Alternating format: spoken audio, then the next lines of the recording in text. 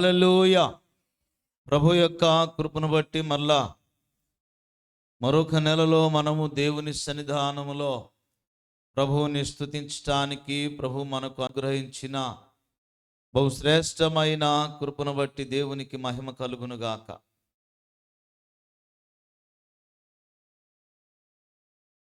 ఈవేళ దేవుని మాటలు కొద్దిసేపు మనం ధ్యానం చేయటానికి ముందుకొద్దాం. ఇంతకు ముందు మనం చదువుకున్న కీర్తన భాగం అంటే 113, దానిలోనే ఒక మంచి అద్భుతమైన సందేశము ఈ ఉదయకాల సమయంలో మనము ధ్యానము చేయబోతూ ఉన్నాం. సూర్యోదయం మొదలుకొని సూర్యాస్తమయము వరకు యెహోవా నామము స్తుతి నొందదగినది. సూర్యోదయము, సూర్యాస్తమయము అంటే ఉదయము మొదలుకొని సాయంకాలం వరకు కూడా ఏమి గ్యాప్ లేకుండా స్తుతించటానికి ఒక మంచి విధానము అని భక్తుడు తన యొక్క కీర్తనలో వ్రాశాడు. ఈ కీర్తన భాగము యేసు ప్రభువారు పస్కా పండుగ సమయంలో ఆ ఒలివల కొండ దగ్గర అక్కడ గెత్సేమనెతో పస్కాను ఆచరిస్తూ ఉన్న సందర్భములో ఆ మేడగది దగ్గర ఆ పస్కాను ఆచరించబోయే ముందు ఈ పాట పాడుకున్నారు. 113వ కీర్తన పాడుకున్నారు. 113, 114వ కీర్తన పాడుకున్నారు. తర్వాత పస్కాను ఆచరించారు. ఆ పస్కా అయిపోయిన తర్వాత 115, 16, 17, 18 కీర్తనలు మరలావి పాడుకున్నారు. ప్రభువుని స్తుతించారు. ఇవి ప్రభువు పాడిన పాటలు. పస్కా పండుగ సమయంలో ఇశ్రాయేలీయులందరూ కూడా పాడుకునే ఒక అద్భుతమైన గీతం ఇది. ఆయన నామమును స్తుతించటము, ఆయన నామమును మహిమపరచటం. పస్కాకు ముందు, పస్కా పండుగ అంటే పస్కా భోజనము తర్వాత, ముందు తర్వాత ఇవి పాటలు పాడుకుంటూ ముందు 2 పాటలు, తర్వాత 4 పాటలు పాడుకొని దేవుని పరిశుద్ధమైన నామాన్ని కీర్తించేవాళ్ళు. పాటల ద్వారా దేవునిని మహిమపరచటం ఎంతైనా విశ్వాసి జీవితంలో ఒక ప్రాముఖ్యమైన భాగం. అది చాలామంది పాటలు అయిపోయిన తర్వాత వెళ్ళి దేవుని వాక్యం వినొచ్చులే అని అనుకుంటారు. దేవునిని స్తుతించటం, పాటలు మనం పాడుకొని ఆయన నామమును ఒప్పుకుంటూ ఆయన నామమును మనము స్తుతిస్తూ స్తుతియాగము చేయవలసిన వారమై ఉన్నాం. విశ్వాసుల జీవితాలలో చాలా ప్రాముఖ్యమైన భాగమై ఉన్నది పాటలు. ఈ పాటలనేవి దేవుని గొప్పతనమును గురించి, దేవుని ఔన్నత్యము గురించి, దేవుని మంచితనమును గురించి, దేవుని యొక్క సమస్త విధములైన ఆయన గుణగుణములను గురించి పాటలనేవి దేవునిని స్తుతించటానికి భక్తులు అద్భుతంగా పాడిన వచన భాగాలు పరిశుద్ధ గ్రంథములో కనబడతా ఉంటాయి. సూర్యోదయము మొదలుకొని సూర్యాస్తమయము వరకు కూడా దేవుని నామము స్తుతించబడునుగాక. దేవుని నామము, దేవుని నామము అంటే, దేవుని నామము అంటే చెప్పాలి. దేవుని నామము అంటే దేవుని నామం. ఎవరినైనా అడిగేటప్పుడు తమరి నామధేయం ఏమిటి అంటారు కొంచెం పెద్దవాళ్ళు, లేకపోతే మీ పేరేమిటి అంటారు. పేరు నామము అనగానే ఒకటే. అయితే ఇక్కడ దేవుని నామము స్తుతించబడునుగాక అంటున్నాడు, సన్నుతించబడునుగాక. దేవుని నామము అంటే ఆయన స్వభావము. ఏమిటండి దేవుని నామము అంటే? ఆయన స్వభావము, ఆయన ఉన్నతమైన నామం. ఆయన నామం అంటే ఆయన స్వభావము, ఆయన మంచితనం, ఆయన గుణం, ఆయన ఔన్నత్యం, ఆయన నామము, ఆయన గుణము స్తుతించబడునుగాక. మనము దేవుని మందిరములో ఉంటూ ఉన్న మనము ఆయన నామమును స్తుతించాలి. అందుకే భక్తులు దేవుని నామమును స్తుతిస్తూ నెహెమ్యా గ్రంథము 9వ అధ్యాయము 5వ వాక్యములో సకల ఆశీర్వాదములకు కారణభూతుడవైన దేవా అన్న మాటను మనం చూస్తాం. ఆయన ఉన్నతమైన నామం. చూడండి, నెహెమ్యా గ్రంథము 9వ అధ్యాయము 5వ వాక్యం చదవాలి అమ్మా.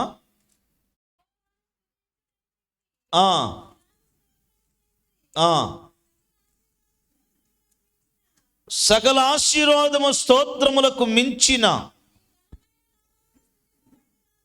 సకల ఆశీర్వచన స్తోత్రములకు మించిన నీ ఘనమైన నామము స్తుతింపబడునుగాక. సకల ఆశీర్వచనములకు మించిన, అసలు మామూలుగా కాదు, సకల ఆశీర్వాదములకు మించిన దేవుని నామం. సకల ఆశీర్వచనములకు మించిన దేవుని నామం. ఒక ఆశీర్వాదం ఉందంటే ఆయన నామములోనే రిలీజ్ కావాలి. ఒక దీవెన అనేది ఉంది అంటే ఆ దీవెన పొందుకోవాలి అంటే ఆయన నామము ద్వారానే తప్ప ఇంక లేదు. ఒక వ్యక్తి రక్షణ పొందాలి అంటే ఏ నామములో లేదు, యేసు అనబడిన నామములోనే రక్షణ ఉంది, ఏ నామములో లేదు. కొన్ని సందర్భాల్లో మనం చెబుతాం, అక్కడికి వెళ్ళి నా పేరు చెప్పండి అంటాం. ఓసారి మన పేర్లు కూడా పనికిరావు, అక్కడికి వెళ్ళి నా పేరు చెప్పండి అంటాం.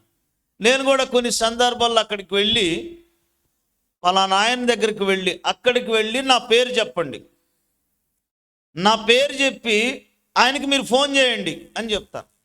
అంటే నాకు ఫోన్ చేయమని చెప్తాను. అంటే ఇప్పుడు ఏముంది నా పేరులో? కొంచెం విలువ గౌరవం ఉంది, కొంచెం విలువ గౌరవం ఉంది.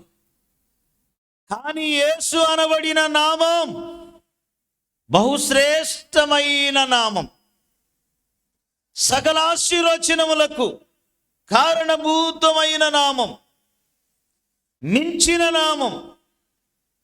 యేసు అనబడిన నామములోనే రక్షణ, యేసు అనబడిన నామములోనే పరలోక ద్వారము తెరవబడుట, యేసు అనబడిన నామములోనే దీవెన, యేసు అనబడిన నామములోనే స్వస్థత, యేసు అనబడిన నామములోనే బహువిధములైన ఆశీర్వచనములు. వీటన్నిటిలో నా పేరు ఏమైనా కనబడిద్ది ఇక్కడ? అది పనికిరాని పేరు. ఏ పేరు ఇది? ఇది ఉపయోగం లేదు. అక్కడికి వెళ్ళిన తర్వాత చూద్దాంలేండి అన్నారనుకోండి, ఈ నామానికి ఇంకేమీ లేదు ఇక్కడ, ఇది పనికి మాలిన నామం. కానీ యేసు అనబడిన నామమే బహుశ్రేష్టమైన నామం. ఆయన ఔన్నత్యం, ఆయన మంచి గుణం. అందుకే సూర్యోదయం మొదలుకొని సూర్యాస్తమయము వరకు, సూర్యోదయము మొదలుకొని, అందుకే ఆదివారం మనకి 3 పూటలు ఉంటుంది ఇక్కడ ప్రార్థన. సూర్యోదయం మొదలుకొని సూర్యాస్తమయం వరకు. మీరేమో సూర్యోదయం అయిపోయిన తర్వాత ఏదో బిజీ అయిపోయి ఏదో బిజీ అయిపోయి ఏమిటో ఇది అనుకొని ఇది అయిపోతారు. ఆయన నామము స్తుతింపదగిన నామం. సూర్యోదయం మొదలుకొని సూర్యాస్తమయము వరకు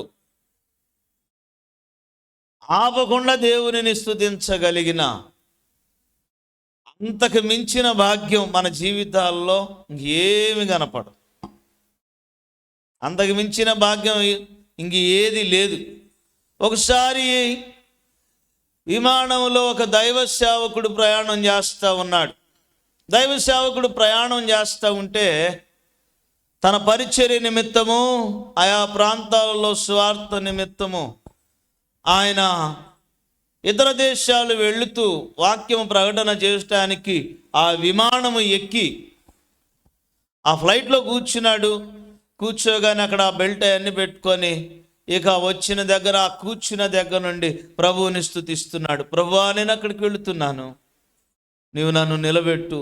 నీ నామములో ఉన్న ఔన్నత్యము, నీ నామములో ఉన్న రక్షణ, నీ నామములో ఉన్న మంచితనము, నీవు అనుగ్రహించే రక్షణ ఏమిటో అయ్యా అది తెలియచేయట నన్ను బలపరచు ప్రభువా అని స్తోత్రం చెప్తా ఉన్నాడు. స్తుతి ధూపం వేస్తా ఉన్నాడు ఆయన. ఇక స్తుతి ధూపం వేస్తా ఉన్నాడు, స్తోత్రం చెప్తా ఉన్నాడు, ప్రభువుని స్తుతిస్తూ ఉన్నాడు. ఎక్కిన దగ్గర నుంచి, అంటే ఆ ఫ్లైట్లో ఎక్కి కూర్చున్న దగ్గర నుంచి ఆయన పక్కన ఇంకొక ఆయన ఉన్నాడు. మనం ఆయన దేవుని బిడ్డలు ఎప్పుడైనా ఎక్కడైనా కానీ మనం కూర్చున్నప్పుడు అక్కడ ఆమె యేసయ్యా అనుకొని కూర్చుంటాం. స్తోత్రం దేవా అనుకొని మనం కూర్చుంటాం.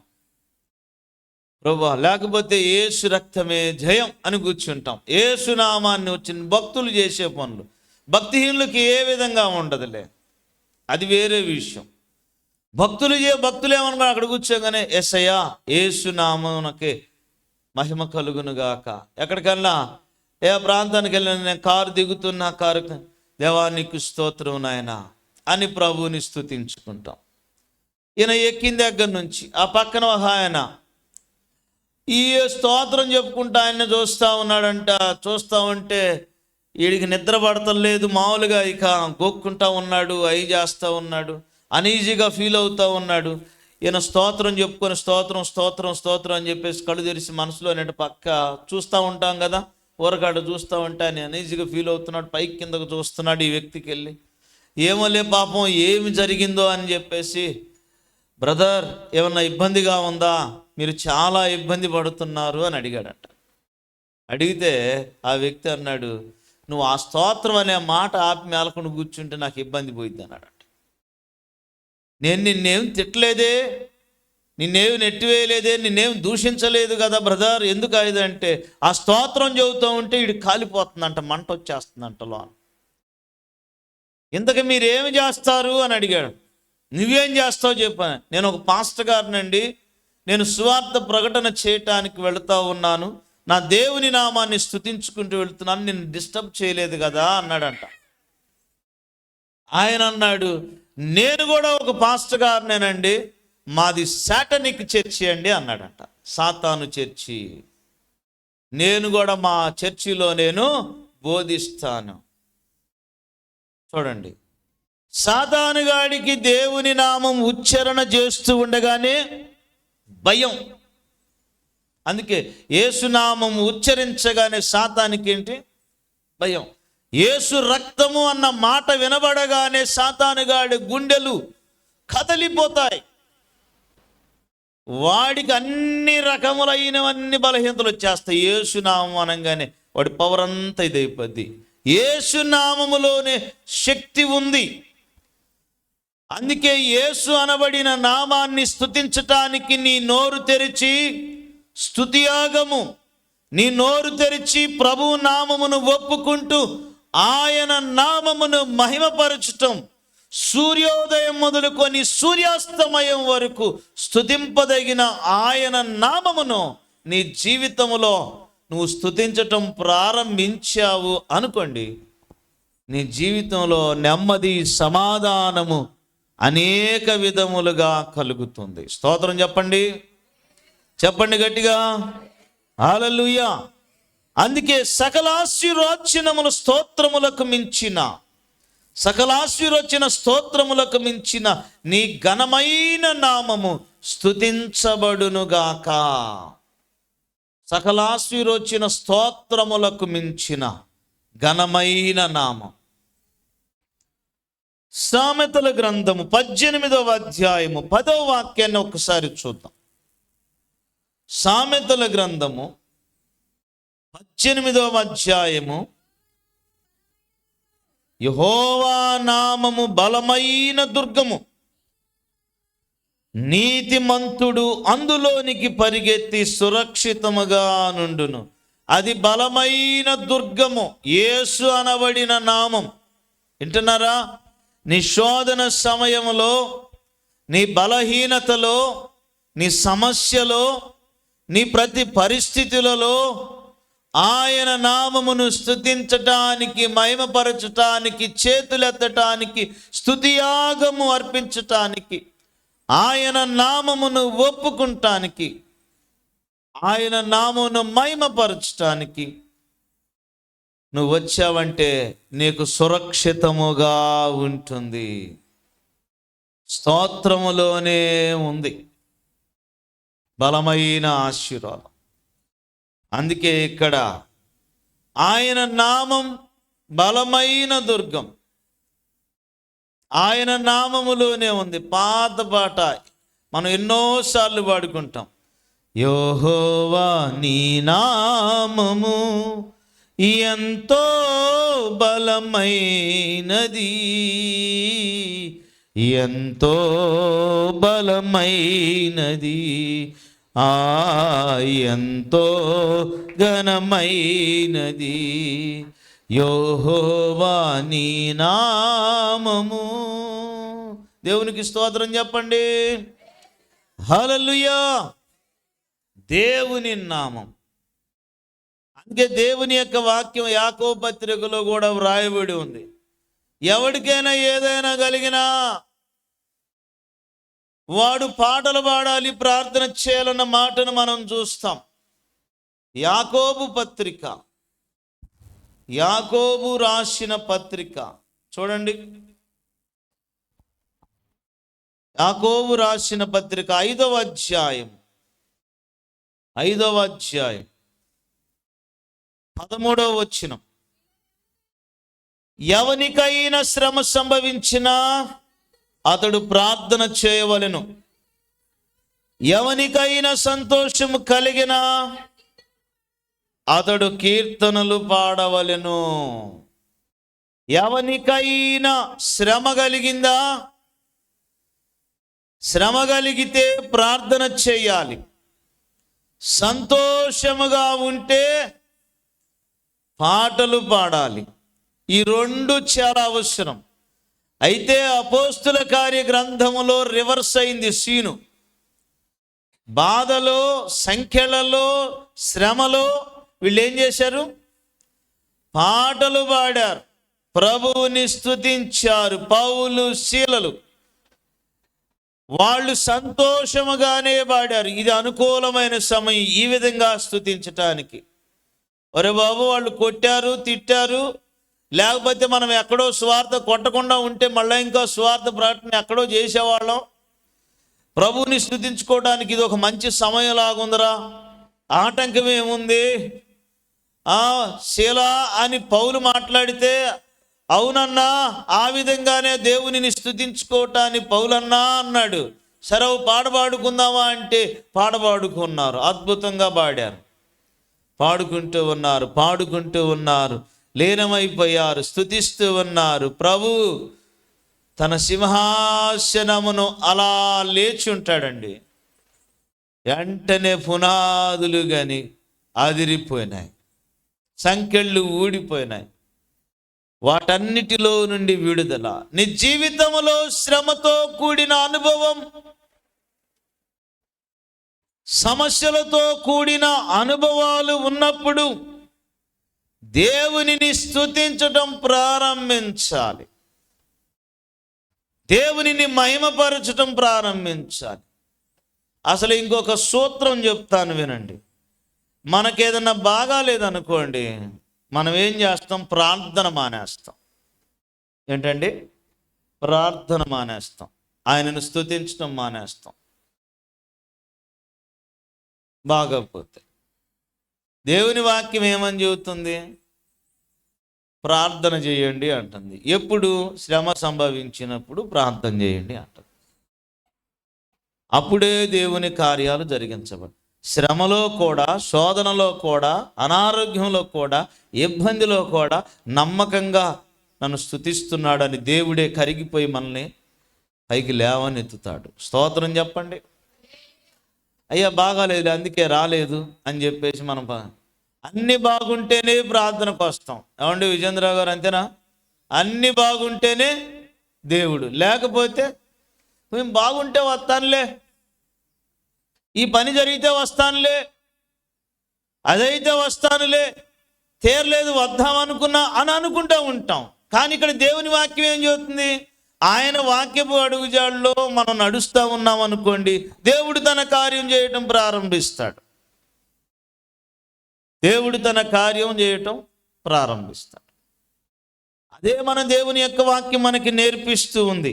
దేవుని నామము అంటే ఆయన స్వభావమును గురించి, దేవుని నామము అంటే ఆయన రక్షణను గురించి, ఆయన ఉన్నతమైన పరిస్థితులన్నిటిని గురించి. ఎందుకంటే మీకు లేకపోతే మీరు ప్రార్థన చేయండి. ఆయన మన అక్కర తెలిసిన దేవుడు, ఆయన మన అవసరతను ఎరిగిన దేవుడు. ఆయన దగ్గరికి రండి అంటున్నాడు. నువ్వు ఏదైనా నీ జీవితంలో పొందుకోవాలి అంటే, అది వివాహమైనా, గర్భఫలమైనా, ఉద్యోగమైనా, ఒక ప్రతి పరిస్థితి మీద జయమైనా ఆయన దగ్గరకు నువ్వు వచ్చినప్పుడు దేవుడు ఏం చేస్తాడు అంటే తన కార్యము చేయటం ప్రారంభిస్తాడు. అందుకే సూర్యోదయము మొదలుకొని సూర్యాస్తమయము వరకు ఆయన నామము స్తుతి నొందదగినది. ఆయన నామము ఏమిటండి? స్తుతి నొందదగిన నామం. సూర్యోదయము మొదలుకొని సూర్యాస్తమయం వరకు మనం తీర్చుకొని వచ్చేది కాదు. మనము దేవుని సూర్యోదయము ఎప్పుడైతే, మా రెండోవాడు అంటాడు, డాడీ 7 గంటలకు పెడితే ప్రజలు రావట్లేదు, 8 గంటలకు పెడదాం డాడీ అన్నాడు.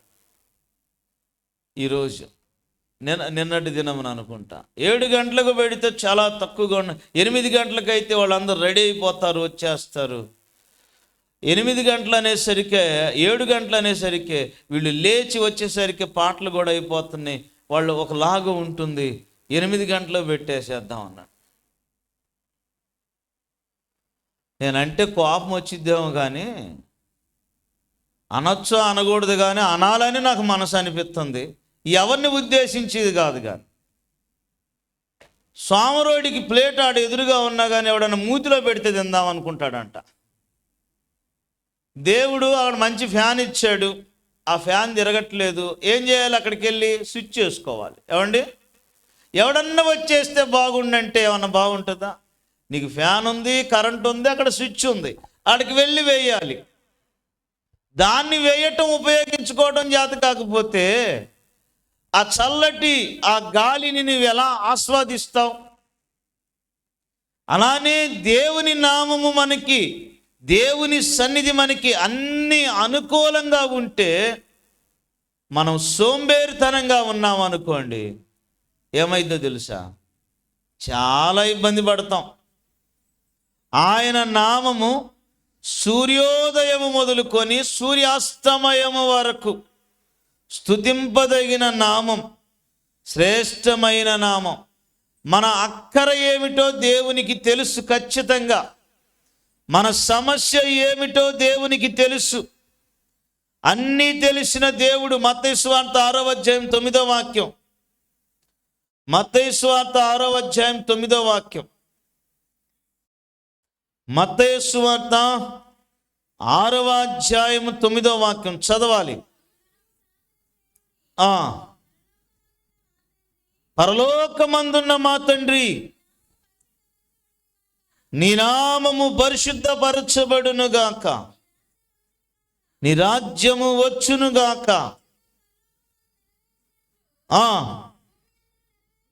నీ చిత్తము పరలోకమందు నెరవేరుచున్నట్లు భూమి యందు నెరవేరునుగాక.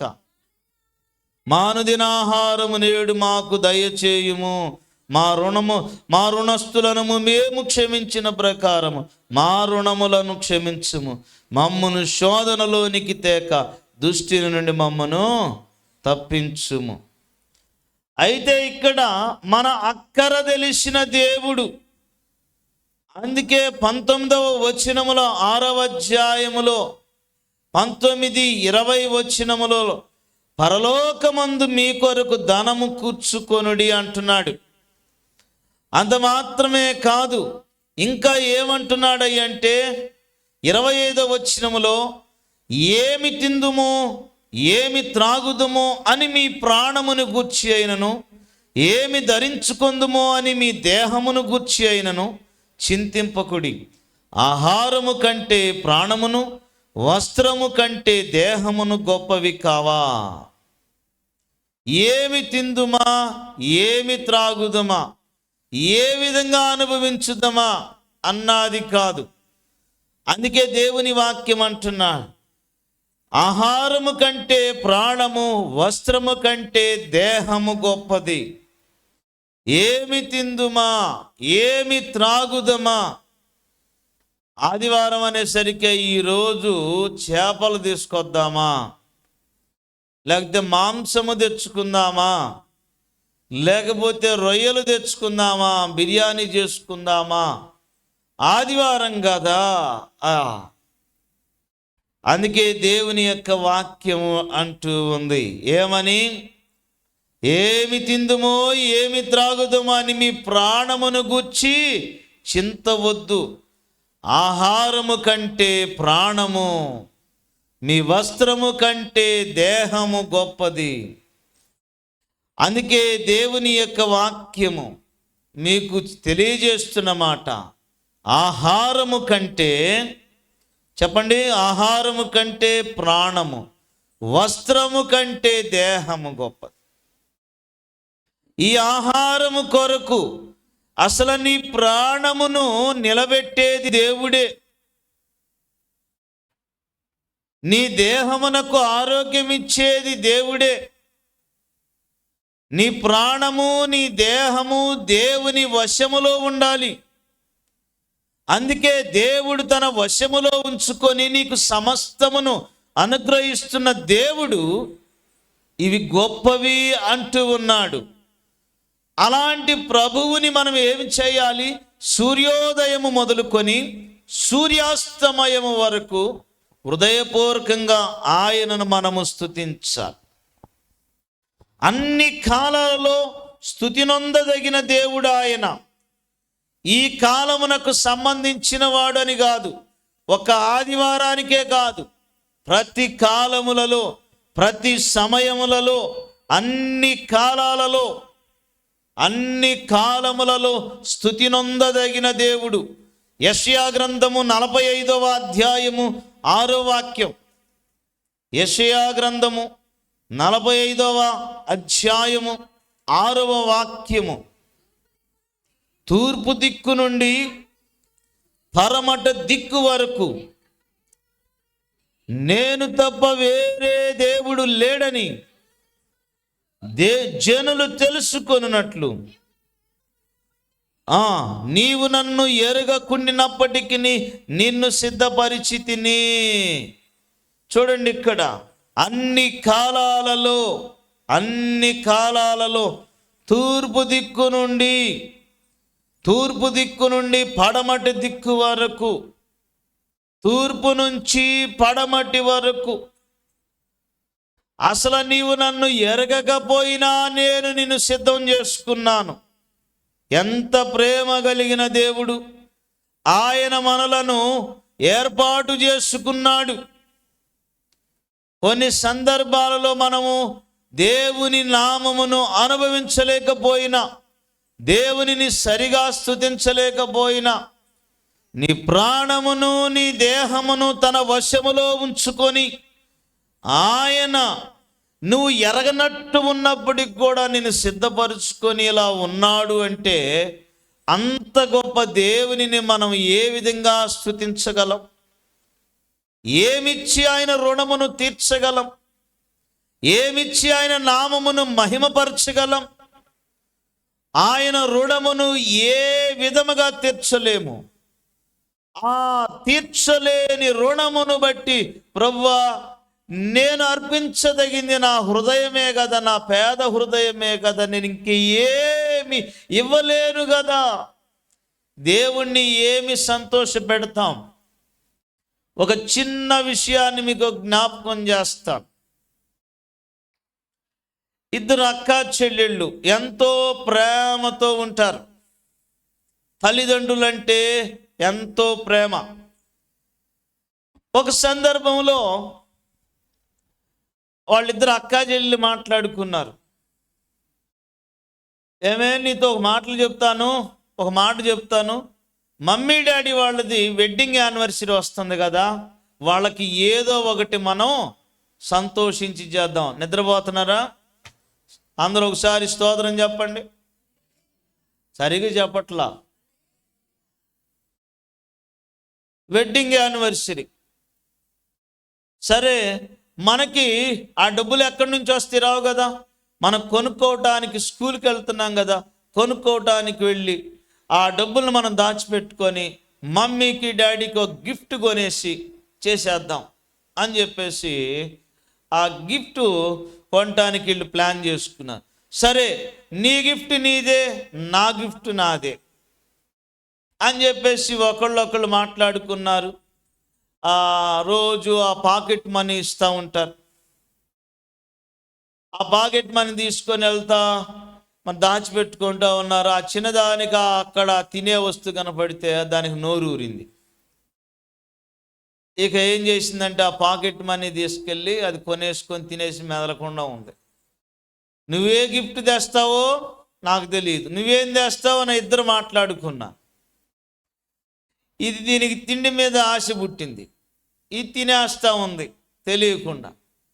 సరే, ఆ టైంలో వస్తే ఏదో ఒకటి జరిగిద్దిలే అని ఇక తర్వాత ఇక దగ్గర పడింది. ఇక వారం రోజులు ఉంది, ఉత్కంఠంతో ఉంది. ఈ వారం రోజులు ఇది లెక్క లేకుండా అన్ని తినేస్తుంది.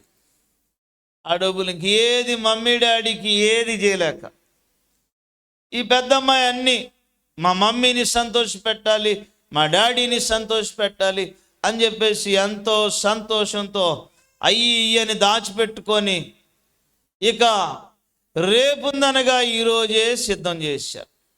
అన్ని కొనుక్కొని ఇక ఉదయాన్నే లెగవగానే మమ్మీ డాడీని పిలిచి వెడ్డింగ్ యానివర్సరీ అని చెప్పి ఈ గిఫ్ట్లు ఇద్దాం అని చెప్పేసి ఇది అనుకున్నా. సరే, ఆ ఇంట్లో అందరూ హడావుడిగా ఇది అయిపోయింది. వాళ్ళు కూడా పెద్దవాళ్ళు కూడా మరి ఆ పెళ్లి రోజు కదా, ఆ ఇంట్లో పిల్లలకి ఏదో ఒకటి చేసుకుందామని అన్ని చేశారు వంట. సరే, ఇక పెద్దమ్మాయి అక్కడ కుర్చీ ఏర్పాటు చేసింది. ఇద్దరు రెండో అక్కడ పక్కన కూర్చోబెట్టింది. నువ్వు కూడా రావే అంది. ఆ బెలూన్ డెకరేషన్ చేశారు, పేపర్ డెకరేషన్ చేశారు. ఇక మా పిల్లలకి మేమంటే ఎంత ప్రేమను సంతోషించారు. అంతా అయిపోయింది. పెద్దమ్మాయి తీసుకొచ్చి మమ్మీ ఇదిగో హ్యాపీ వెడ్డింగ్ యానివర్సరీ అని ఇచ్చింది. డాడీ ఇదిగో అని ఇక వెంటనే తీసి మా అమ్మ గదినే అని చెప్పేసి మా బంగారం గదినే అని వాళ్ళ బిడ్డను కౌగిలించుకొని మరి సంతోషించారు. నువ్వు కూడా తీసుకొచ్చాగా, తీసుకొని రా అంది. అది ఇంత ప్లేటు తీసుకొచ్చింది, పెద్ద ప్లేట్లో ఏమీ లేదు, ఉత్త ప్లేటే, ఏమీ లేదు.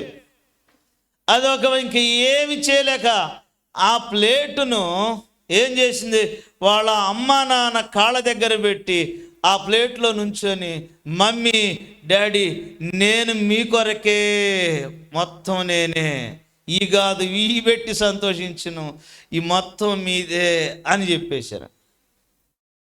ఇది ఏది తెలియగలది? చిన్నదా పెద్దదా? ఏది తెలియగలది? ఆ ప్లేట్లో అది ఆ చిన్నది అది కూర్చొని దానిలో అక్కడ కూర్చొని ఇదే నా గిఫ్ట్ అంతా ఇదే అని చెప్పేసి ఆ గిఫ్ట్ను ఇదిగో మీరే తీసేసుకోండి అని చెప్పింది. అలానే మన దేహము, మన ప్రాణము, మన వస్త్రము కంటే, మన ఆహారము కంటే ప్రాముఖ్యమై ఉన్నది మన హృదయము. దేవునికి మనలను మనము సమర్పణ చేసుకోవాలి. సజీవ యాగముగా దేవునికి సమర్పణ చేయాలి. అందుకే ఆయన నామం సూర్యోదయం మొదలుకొని సూర్యాస్తమయము వరకు మన హృదయమునే అర్పణగా దేవుని దగ్గర మన హృదయమును పానార్పణముగా, మన హృదయమును ఆయన ఎదుట పానార్పణముగా పారబోసి ఆయన్ను స్తుతించవలసిన వారమై ఉన్నాం. అందుకే దేవుని నామము సూర్యోదయము మొదలుకొని సూర్యాస్తమయం వరకు కూడా సన్నుతింపదగిన నామము. మన దేహము అలాగే మన ప్రాణము ఆయన చేతిలో ఉన్నవి. స్తోత్రం చెప్పండి, హల్లెలూయా. యేసు ప్రభువారు అనే దేవుడు ఒక ప్రాంతానికి చెందినవాడు కాదు, ఒక వర్గానికి చెందినవాడు కాదు. యేసుక్రీస్తు అందరికీ ప్రభు. ఏమండి? యేసుక్రీస్తు అందరికీ ప్రభు. ఒక జాతికి దేవుడు కాదు ఆయన, సమస్త జాతులకు ఆయనే దేవుడు. ఎందుకంటే ఆయనే సృష్టికర్త. దేవునికి స్తోత్రం చూద్దాం గట్టిగా, హల్లెలూయా. ఆయన ప్రపంచ సృష్టికర్త. సర్వమానవాళి ఉనికికి కారణము ఆయనే.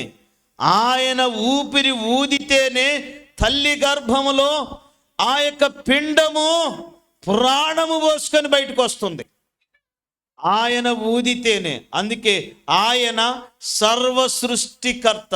అందుకే ఆయనను మనము సూర్యోదయము మొదలుకొని సూర్యాస్తమయము వరకు ఆయన నామమును స్తుతించాలి. మన దేవుడు ఎంత గొప్ప దేవుడు అంటే, ఎంత గొప్ప దేవుడు అంటే సమస్తమును మించినవాడు, సకల ఆశీర్వచనములకు మించినవాడు, చెప్పటానికి వీలు లేనంతగా ఆయన గుణగణములు, ఆయన విధానము మనము చెప్పటానికి వీలు లేనంతగా. 35వ కీర్తన 10వ వాక్యం, 35వ కీర్తన 10వ వాక్యం, 35వ కీర్తన 10వ వాక్యం. యెహోవా నీ వంటి వాడెవడు? మించిన బలమగల వారి చేతి నుండి. ఏంటది నువ్వు చదివేది? స్పష్టంగా కొంచెం కామాలు పుల్ స్టాపులు పెట్టు. యెహోవా నీ వంటి వాడెవడు? మించిన బలమగల వారి చేతి నుండి దీనులను దోచుకొని వారి చేతిలో నుండి. అలిగావా? మరి చదువు. మరి దోచుకొని వారి చేతి నుండి దీనులను, దోచుకొని వారి చేతి నుండి దీనులను, దరిద్రులను విడిపించువాడవు నీవే అని నా ఎముకలన్నీ చెప్పుకొనును. మీరు స్పీడ్గా చదివితే అర్థాలు పోతాయి, పెడర్థాలు వస్తాయి. నిదానంగా చదవాలి, అర్థమయ్యే రీతిలో చదవాలి. దోచుకొని వారి చేతిలో నుండి దీనులను, దరిద్రులను విడిపించువాడవు ఆయనే. సమస్తమునకు కారణభూతుడు ఆయనే. నీ వంటి వాడెవడు? ఆయన వంటి వారు ఎవరు ఈ లోకాన లేనే లేరు. ఆయన వంటి వారు ఎవ్వరూ లేరు. ఆయన ప్రేమ కలిగిన వాడు, పాపిని ప్రేమించి పాపాన్ని ద్వేషించి, పాపినేమో ప్రేమించాడు, ఆ మనిషిలో ఉన్న పాపాన్నేమో ద్వేషించాడు. ప్రపంచంలో చెప్పబడుతున్న అనేక రకములైన దేవుళ్ళుగా పిలువబడుతున్న వారేమో పాపిని శిక్షించారు. కానీ యేసు ప్రభువారు మాత్రము పాపిని ప్రేమించి వాడిలో ఉన్న పాపాన్ని ద్వేషించారు. వ్యభిచారంతో పట్టబడిన ఒక స్త్రీ వస్తే అందరూ రాళ్ళు తీసుకొని కొడుతూ ఉన్నారు. ప్రభు దగ్గరికి తెచ్చారు. ప్రభు దగ్గరికి తెస్తే ఆ ప్రభువు ఏమంటున్నాడంటే, మీలో ఎవడైనా పాపం చేస్తే రాయేయండి అని ఏదో రాశాడు. అందరూ రాత చూశారు, వెళ్ళిపోయారు రాయి వేయకుండా. ప్రభు ఒక్కడే మిగిలాడు. ప్రభు అంటున్నమాట, ఆయన రాయి వేయటానికి అవకాశం ఉన్నా ఆయన ఏమన్నాడు, అమ్మా ఇక పాపము చేయొద్దు. ఆమె చనిపోయినంత వరకు కూడా ఇక పాపమును ఎరగదు. ఆమె యేసు మాటకు లోబడింది. నీ వ్యక్తిగత జీవితములో యేసు మాటకు లోబడితే పాపము నుండి పరిశుద్ధతలోనికి మార్చబడతావు. శాపగ్రస్తమైన జీవితములో నుండి దీవెనకరమైన జీవితంలోనికి మార్చబడతావు. మరణకరమైన జీవితములో నుండి శ్రేష్టమైన జీవములోనికి నడిపించబడతావు. అందుకే ఆయన నామము సూర్యోదయం మొదలుకొని సూర్యాస్తమయం వరకు ఆయన దగ్గరికి వచ్చిన వారిని, ఎంతటి వారినైనా, నువ్వు పడిపోయిన పరిస్థితిలో ఉంటే ప్రభు కనికరిస్తాడు. నువ్వు దీనవస్థలో ఉంటే ఆయన దగ్గరకు వచ్చినప్పుడు నీ దేహము నీ ప్రాణము ముఖ్యమైనదని నిన్ను ప్రేమించి నిన్ను తప్పిస్తాడు. అందుకే ఎవడైనా సురక్షితంగా ఆయన నామమును స్తుతించవచ్చు. ఆయన నామము బలమైన దుర్గము. అవును, ఆయన నామము బలమైన దుర్గం. పాపికి రక్షణ అంటే ఎలాంటిదో తెలుసా? దొంగతనం చేశాడు. దొంగతనము చేసి శిక్ష అనుభవిస్తూ యేసు ప్రభు వారితో కలిసి దూషించాడు. యేసు ప్రభు వారి ఆ దొంగతో కలిసి యేసు ప్రభు వారిని దూషించాడు. ఆ శిలువలో ప్రభువు చేసిన ప్రార్థన ఈ దొంగ అన్నాడు. ఇంతగా మనము పాపము చేసి ద్వేషించి దూషించినా కానీ క్షమించమని ప్రార్థన చేస్తున్నాడు. ఎవర్రా ఈయన అని ఆయన వైపు చూశాడు. చూస్తూ ఉండగానే ఆయనలో వీడికి ఏం కనిపించిందో తెలియదు, కానీ ఆయన ముఖములో ఆ దీనత్వములో నుండి తేజస్సు కనపడినట్టుందండి. నీవు నీ రాజ్యములోకి వచ్చినప్పుడు నన్ను జ్ఞాపకం చేసుకో. ఆ రోజే, ఆ పూటే, అప్పుడే వీడికి పరదేశులో ప్రభుతో పాటు వెళ్ళటానికి అవకాశం వచ్చింది. ఎంత ప్రేమ!